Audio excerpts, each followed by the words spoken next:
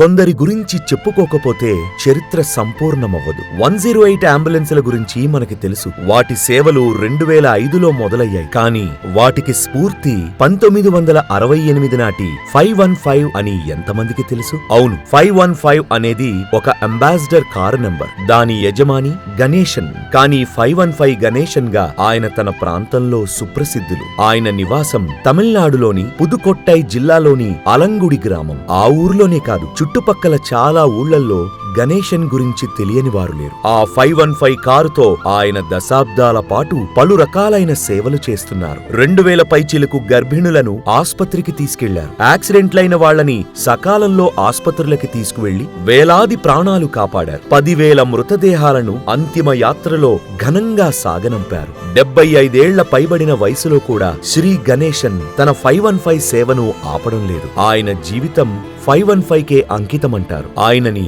75 పురస్కారాలు, ఒక గౌరవ డాక్టరేట్ కూడా వరించాయి. ఆ విధంగా ఆయన డాక్టర్ గణేశన్ అయ్యారు. ఒక సామాన్య వ్యక్తి తన జీవితకాలంలో చేయలేనంత గొప్ప సేవని జీవితాంతం చేస్తున్నందుకు సామాజిక సేవ విభాగంలో డాక్టర్ గణేశన్ గారిని సేవారత్న పురస్కారంతో గౌరవించుకుంటోంది కళామందిర్ ఫౌండేషన్.